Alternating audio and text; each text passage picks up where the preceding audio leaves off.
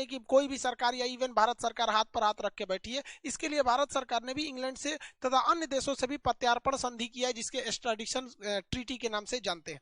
अब ये extradition treaty जो है इंटरनेशनल लॉ नहीं है, ये द्विपक्षीय संबंध है, जो देश आपस में समझौता किए हैं वही उसी पे लगता है। इसके तहत ये होता है कि अगर कोई हमारे देश का अपराधी है, दूसरे देश में भाग गया है, तो उस देश को कहा जाएगा कि तुम इसको पकड़ो और हमको दो। तो अगर देखिए, पकड़ने के लिए वो देश पकड़ेगा नहीं पकड़ेगा इसकी कोई गारंटी नहीं है, तो इसके लिए इंटरनेशनल पुलिस, शॉर्टकट में इंटरनेशनल को शॉर्टकट में इंटर, पुलिस को पोल, तो इंटरपोल के पास जाया जाता है। इंटरपोल एक नोटिस निकालती है जिसे कहते हैं रेड कॉर्नर नोटिस, और वो रेड कॉर्नर नोटिस उस देश को दिया जाता है कि देखो तुम्हारे देश में ये अपराधी खुलेआम घूम रहा है, पकड़ के दे दो।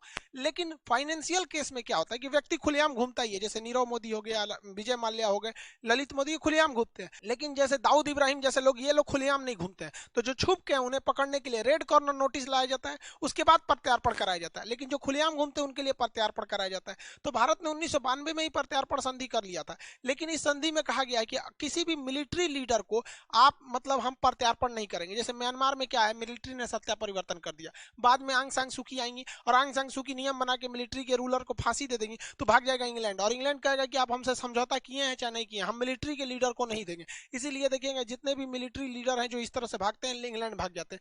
दूसरा कहा जाता है कि पॉलिटिकल लीडर्स को हम प्रत्यार्पण नहीं करेंगे।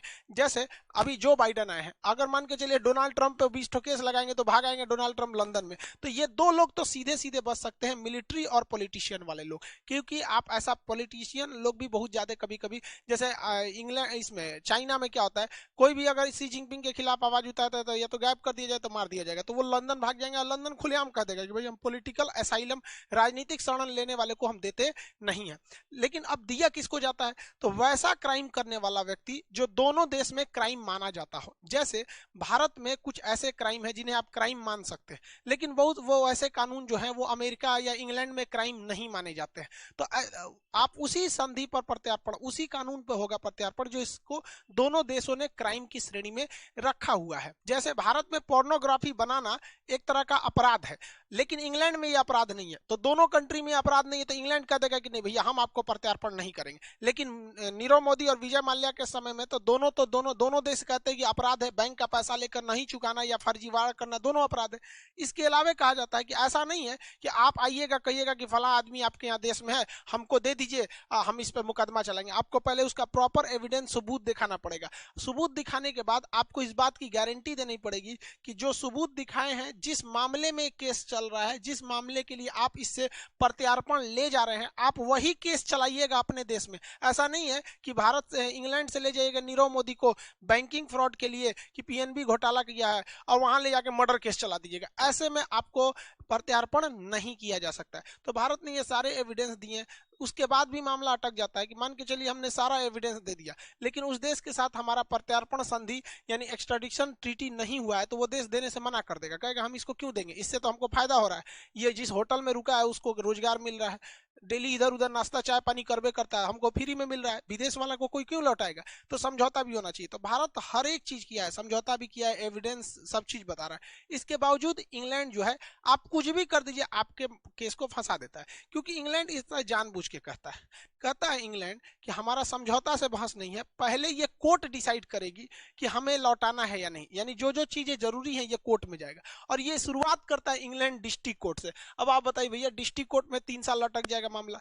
डिस्ट्रिक्ट कोर्ट अगर डिसाइड कर दिया कि नहीं भैया इनको कहाँ भेज दीजिए, भारत में भेज दीजिए, तो अब वो आदमी कहता है कि नहीं हमें भारत मत भेज दिए, वो चला जाता है हाई कोर्ट में। अब हाई कोर्ट कहेगा कि नहीं नहीं आपको भारत भेजना पड़ेगा। जैसे नीरव मोदी के केस में हाई कोर्ट ने इंग्लैंड का कह दिया कि नहीं आप भारत जाएंगे, तो अब ये लोग कहाँ जाते हैं, सुप्रीम कोर्ट में। लेकिन सुप्रीम कोर्ट में जाने से पहले यहाँ इन्हें एक और मतलब परमिशन लेनी पड़ती है हाई कोर्ट से कि ये मामला सुप्रीम कोर्ट के लायक है कि नहीं। तो नीरव मोदी के केस में जज ने कह दिया हाई कोर्ट का कि नहीं आप भारत ही जाएंगे, आपको ये मामला इंग्लैंड जाने मतलब सुप्रीम कोर्ट जाने लायक नहीं है। लेकिन अगर सुप्रीम कोर्ट जाने लायक रहता तो 1-2 साल और फंस जाता। तो यहाँ तो खत्म हो गया। लेकिन सबसे ज्यादा अगर किसी को बचाता है तो इंग्लैंड का एक वो है European court of human right.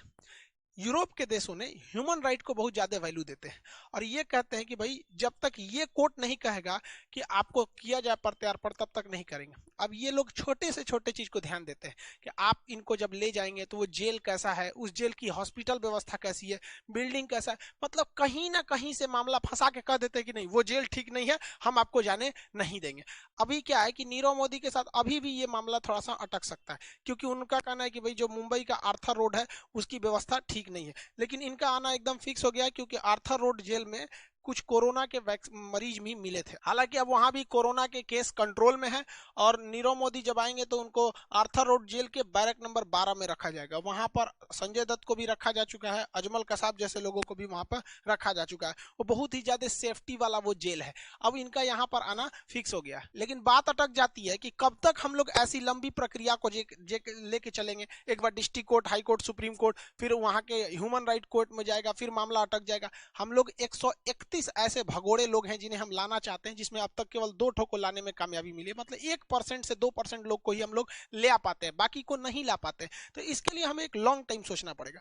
हमें एक स्पेशल जेल बनाना पड़ेगा जिसका नाम जेल ना लग के कोई और नाम रखा जाए। जैसे आगा खान पैलेस था, भारत में अंग्रेजों ने बनवाया था, उसी टाइप का कोई पैलेस वगैरह रखा जाए जिसमें खूब बढ़िया इंफ्रास्ट्रक्चर हो, उसका जो गेस्ट रूम की तरह उसका बेडरूम वगैरह हो, गार्डन वहाँ बहुत अच्छा हो, जिम वगैरह की भरपूर व्यवस्था दी जाए वहां पर, और एकदम बढ़िया योगा मेडिटेशन ग्राउंड हो अच्छे से टहलने वगैरह के लिए, हॉस्पिटल की व्यवस्था ए ग्रेड, स्विमिंग पूल से लेकर इंडोर का जितना गेम है ये सारी व्यवस्थाओं को वहां रख दिया जाए।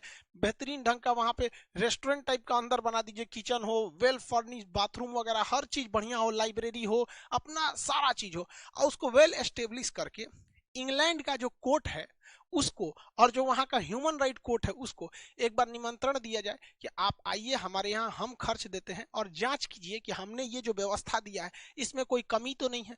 और अगर वो कमी कहते हैं तो फिर उसको फिर से सुधार के उनसे एनओसी ले लिया जाए, नो ऑब्जेक्शन सर्टिफिकेट, की ये बहुत अच्छा पैलेस है। उनको बताना नहीं है कि जेल है, मैं तो सोच रहा फिर अटका देगा सब, पहले उनसे सर्टिफिकेट ले लेना है। और ये जितनी चीजों बनवाना है उसको कोशिश ये करना चाहिए भारत सरकार को कि उस कंपनी से दिया जाए जो इंग्लैंड की महारानी का महल बनाया है। हर चीज जो कंपनी का उनके यहाँ टॉयलेट बाथरूम है वही लगवाओ, किचन जो वहां बना मतलब एकदम सेम, ताकि इंग्लैंड का कोई भी कोर्ट या फिर ह्यूमन राइट ये ना कह सके कि इस महल में, इस पैलेस में किसी चीज की कमी है। जब ये बन जाए ना तब भारत के लिए सही है। अब वहां पे प्रत्यार्पण किया जाएगा तो ये ह्यूमन राइट वाले कहेंगे कि जिस जेल में ले जा रहे हैं व्यवस्था नहीं है, तो कहा जाएगा देखिए देखिए 2 साल पहले आप ही लोग घूमने गए थे भारत में, कहते कि 1 नंबर व्यवस्था है, उसी पैलेस में ले जाएंगे, वो जेल नहीं है पैलेस है वहीं ले जाएंगे। तो एक रास्ता ये बच सकता है हम लोग के लिए, ये काफी अच्छा है क्योंकि वो लोग नॉर्मल जेल भारत का देखिएगा ना, तो हम ये नहीं करेंगे किसी को जेल में ले आके फैसिलिटीज दिया जाए, अरे कम से कम लाइएगा तो बढ़िया जगह रख के थूरेगा आदमी, कोई जरूरी है कि खराब जेल में थूरेगा, थूरने के लिए ऐसे ही बढ़िया जगह बढ़िया कुर्सी पे बैठा के थूरेगा आदमी, ऐसा थोड़ी कर रहे हैं कि आप थूरिएगा नहीं, लेकिन लाइए, क्योंकि इससे क्या होता है अटक जाता है, लोगों का मन बढ़ जाता है। ऐसा अंग्रेजों ने भी किया था। भारत छोड़ो आंदोलन बहुत ही विकराल रूप लेने जा रहा था 8 अगस्त 1942 को। ये वो समय था जब इंग्लैंड की कमर तोड़ दिया था जर्मनी ने द्वितीय विश्व युद्ध में। इसी बीच महात्मा गांधी ने देखा लोहा गर्म है, अभी प्रहार करना सही है, डू और डाई, करो या मरो का नारा दिया भारत छोड़ो आंदोलन में। अंग्रेजों ने ऑपरेशन जीरो आवर करके एक आंदोलन चलाया, मतलब एक ऑपरेशन चलाया, और रातों रात सारे नेताओं को गिरफ्तार कर लिया गया। इसी में महात्मा गांधी को गिरफ्तार करके आगा खान पैलेस में रखा था। जरा इतिहास से सीखिए, क्या भारत में जेल की कमी थी, लेकिन आगा खान पैलेस में रखा और लोगों के संभावना सिंपैथी जीता कि हम महात्मा गांधी को जेल में थोड़े रखें, पूना के आगा खान पैलेस में रखें। तो भारत सरकार को भी कहना चाहिए कि हम नीरव मोदी या विजय माल्या या जो भी भारत से गए हम उन्हें जेल में नहीं डालेंगे, हम भी उन्हें पैलेस में रखेंगे।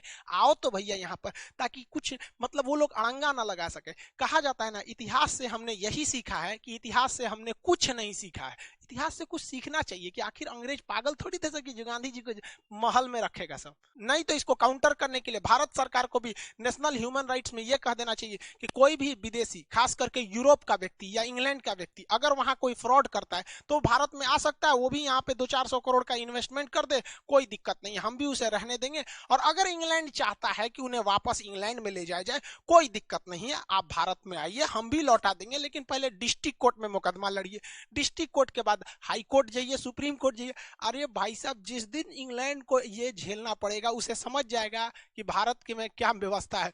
जो चीज कोर्ट कचहरी में गया अटका का अटका ही रह जाता है, चाहे वो एसएससी में गया या कोर्ट में गया, ये तो अटकाने में एकदम माहिर है सब। तब इंग्लैंड को समझ में आएगा कि नहीं भाई, हमारा दर्द नहीं है, तुमको बहुत मजा मिलेगा। ऐसा करना चाहिए, क्योंकि हाथ पे हाथ रखेंगे ना कोई फर्क नहीं पड़ता है इंग्लैंड वगैरह को। ये सब आज क्या सुधरे हैं सर, यही साले हैं सब ना जिन्होंने 200-200 साल तक गुलाम बना के रखा, लोगों को कोड़े से मारा। आपको क्या लगता है इन सालों में इंसानियत है? जलियांवाला बाग यही ना कराए थे सब, आज टाई पहन के घूमता है सब। ऐसा नहीं है सब, वो भारत की श्रेष्ठता है, देख रहा है सब कि भारत से ऐठेंगे तो अब काम नहीं चलेगा, वरना आज मौका मिले तो आज ये कचल डालेंगे सब। 2003 की घटना है, रूस के 2 बड़े बड़े उद्योगपति थे, वो रूस को छोड़कर भाग गए इंग्लैंड में, और रूस ने बहुत कोशिश किया, इंग्लैंड को मनाया कि भाई वो हमारे यहाँ से लोन लेके भागा है, उसको दे दो तुम हमको। लेकिन यहाँ इंग्लैंड कहता नहीं, इसको पहले डिस्ट्रिक्ट कोर्ट में केस चलेगा, फिर हाई कोर्ट में चलेगा, दोनों में केस ये जीत गया। अब ह्यूमन राइट वाले कह सके आपके यहाँ जेल में व्यवस्था नहीं है, पुतिन ने कहा ठीक है कोई बात नहीं, मत दो, हमको चाहिए भी नहीं। पुतिन ने 2003 में अपने जो जासूस थे, हर देश के जासूस होते हैं जैसे भारत के जासूस होते हैं, अपने जासूसों को इंग्लैंड भेजा, पता कराया कि ससुराल दोनों बिजनेसमैन रहता कहाँ से। वो दोनों होटल में जिस रहते थे उसमें वो जो जासूस वेटर का काम किए सब, और जहर दे दिए सब, अगले दिन दोनों लोग मरे हुए मिल गए।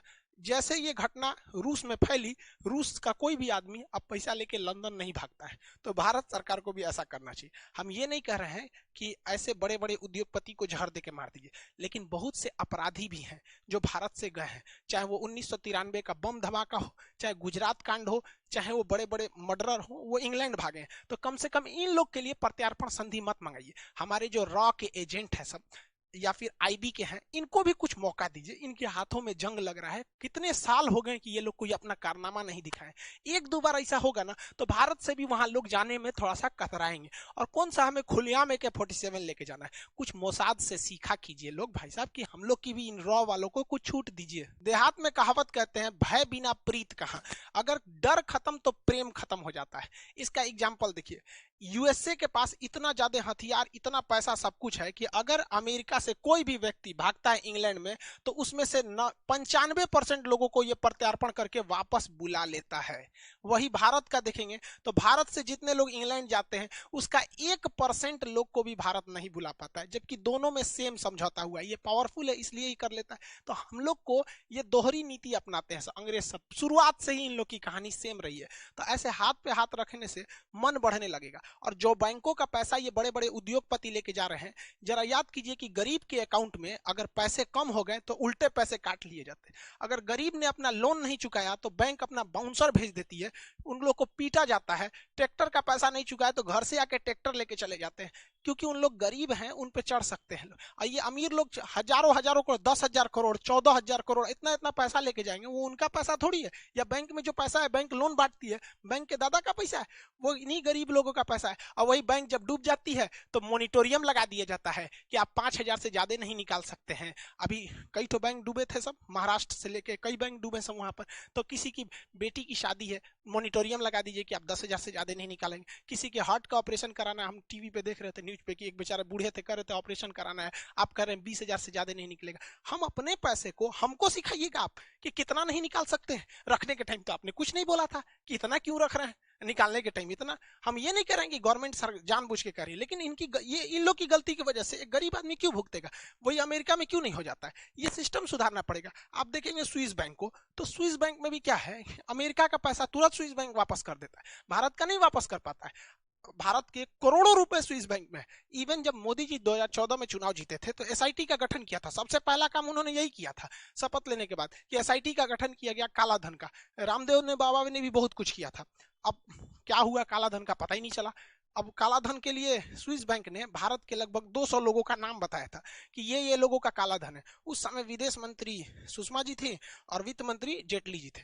अब ये दोनों लोग नहीं है और 200 लोगों का नाम कहाँ गया पता ही नहीं चल पाया। तो खैर, ये स्विस बैंक में पैसे कैसे रखे जाते हैं, इसे एक अलग टॉपिक है, इस पर कभी और चर्चा करेंगे। आई होप आप ये समझे होंगे कि लोग इंग्लैंड ही क्यों जाते हैं।